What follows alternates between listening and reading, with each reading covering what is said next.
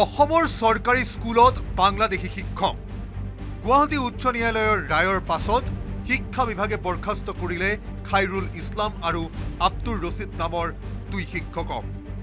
হিতেশ্বৰ শইকীয়াৰ কাৰ্যকালত 1996 চনৰ ফেব্ৰুৱাৰীৰ 1 তাৰিখে মৰিগাঁও জিলাত শিক্ষক ৰূপে নিযুক্তি পাইছিল খাইৰুল ইছলাম আৰু আব্দুৰ ৰছিদে।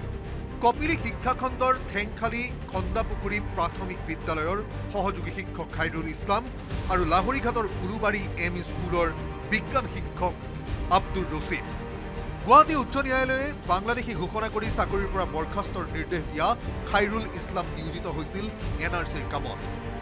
তাৰ পূৰ্বে বিদেশী ন্যায়াধিকৰণে বিদেশী ঘোষণা কৰি মাটিয়াৰ ডিটেনশ্যন কেম্পত নিক্ষেপ কৰিছিল খাইৰুল ইছলামক। একে দশা হৈছিল আব্দুল ৰছিদৰো। বিদেশী ঘোষিত হোৱাৰ পাছতে শিক্ষকৰ চাকৰিৰ পৰা নিলম্বিত হৈছিল দুয়োজন।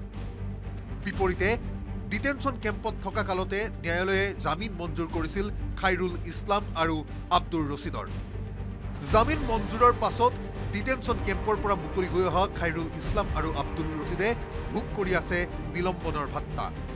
কিন্তু 2024 চনৰ 24 ডিচেম্বৰত গুৱাহাটী উচ্চ ন্যায়ালয়ে জাৰি কৰা এক নিৰ্দেশনাৰ আধাৰত শিক্ষা বিভাগে শিক্ষকৰ চাকৰিৰ পৰা বৰখাস্ত কৰিলে খাইৰুল ইছলাম আৰু আব্দুৰ ৰছিদক।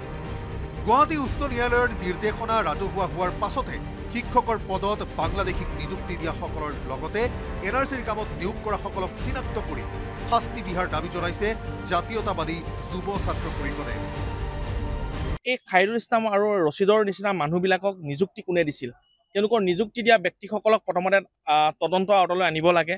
আৰু দ্বিতীয় কথা হৈছে NRCৰ দৰে এটা গুৰুত্বপূৰ্ণ যিখন আমাৰ অসমীয়া মানুহৰ এক স্বাভিমানী দলিল আছিল, দলিলখনটো ফুফুলা স্বৰূপ হোৱা মেইন লক্ষণবিলাক এইবিলাকে।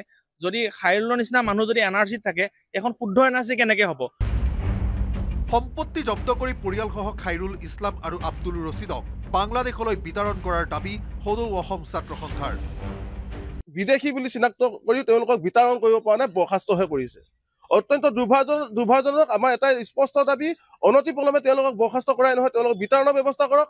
আৰু যদি কোনো বিদেশী ইয়াত আছে, অনতিপলমে চিনাক্ত কৰি ডেজিগনেশ্যন কেম্পত নহয়, তেওঁলোকক বাংলাদেশলৈ বিতৰণৰ ব্যৱস্থা কৰক। বিপৰীতে নিজকে বিদেশী নহয় বুলি সজোৰে দাবী উত্থাপন কৰিলে খাইৰুল ইছলামে। মই বিদেশী নহয়, মই অসম চৰকাৰক অনুৰোধ কৰিছোঁ, মই বিদেশী নহয়। 1996 চনত মোৰ চাকৰি হৈছে, এতিয়ালৈকে প্ৰায় 29 বছৰ। কিন্তু কেছ হ'ব পাৰে, মানুহৰ নামতো কেছ হয়, আমি আইনত আছোঁ। মোৰ কেছটো লয়াৰ কোৰ্টত বেয়া হৈছে। আনফালে 1951 চনৰ NRCত দেউতাকৰ নাম থকাৰ দাবী আব্দুৰ ৰছিদৰ।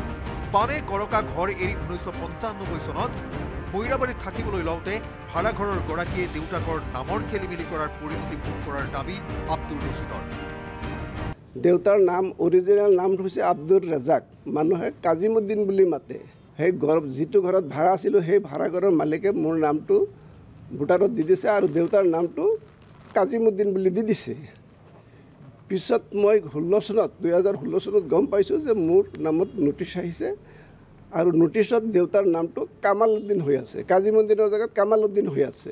লোৱাৰ কোৰ্টত কেছ কৰিলোঁ, কেছৰ পিছত মোৰ কেছটো চলাৰ পিছত মোক কামাল উদ্দিন বুলি ফৰেনাৰ কৰিছে, বাংলাদেশী বুলি ঘোষণা কৰিছে।